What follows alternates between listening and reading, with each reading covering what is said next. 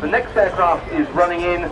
It's the only aeroplane of this configuration in the flying program this weekend, and what a machine it is. Coming in very smartly indeed as Amex Delta roll out the unmistakable shape of the Bell-Boeing CV-22B Osprey.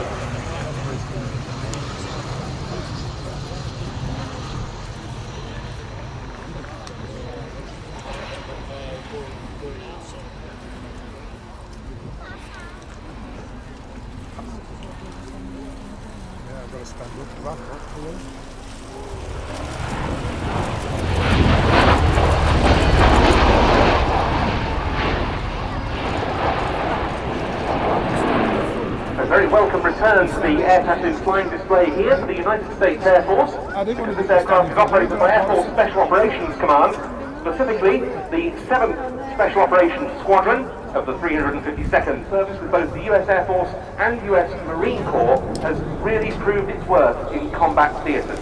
We're going to see all of those capabilities demonstrated here.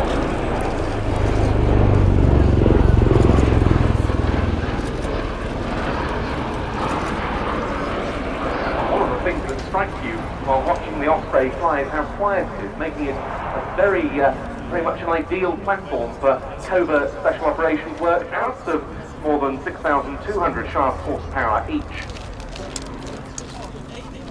The first flight of the prototype Osprey was made in March 1989. The US Marine Corps received its first MV-22B model, which we've seen here at the Air Tattoo in the past, for training purposes in March 2000, and they became operational in 2005. The CV-22B models like this one of the Air Force were first delivered for test duties in September 2000, training commenced in August 2006, and operational capability came in early 2007.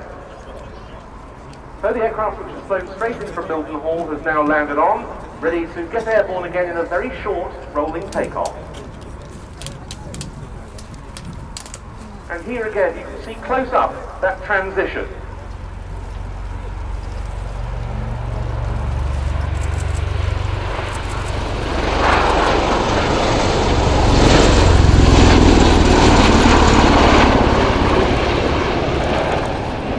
This aircraft's role with Air Force Special Operations Command is long-range missions in support of Special Ops forces, infiltrating them, resupplying them once they're on the ground, and then exfiltrating them upon completion. The fast roping equipment required for the rapid infiltration and exfiltration of those Special Ops forces. They can also, of course, jump off the rear ramp.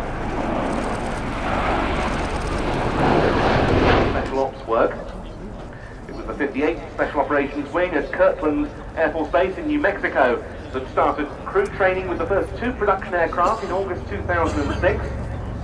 And the following year, the first Special Operations Wing at Hobart Field in Florida received the first operational CV-22B. Now back to slow speed, and the aircraft will be coming into Crowd Centre for a little bit of hovering work.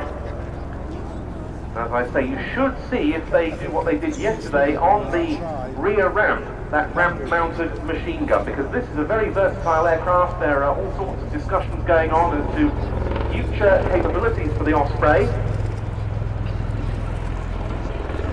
Bell-Boeing are looking at a gunship version, and they've carried out testing of rocket and missile armament. Using the Osprey as an air-to-air refueling tanker is another possibility. Already Ospreys are used by the US Marine Corps Presidential Transport Squadron HMX-1 to carry support personnel and members of the press corps. And the Osprey is now being procured for the US Navy to replace the C-2 Greyhound as its COD carrier onboard delivery platform, keeping the US Navy's aircraft carriers resupplied.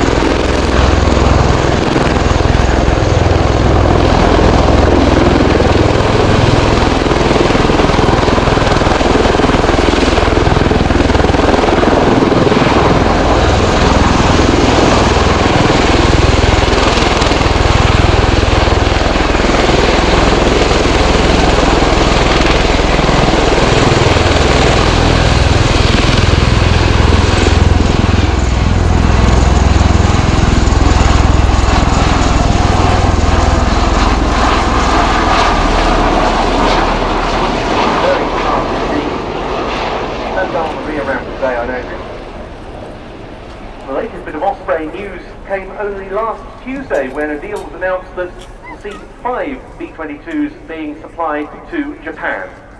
An exceptionally versatile aircraft. The aircraft clearing back to its base at Mildenhall, where they're getting a full complement of 10 CV-22Bs, giving the Special Operations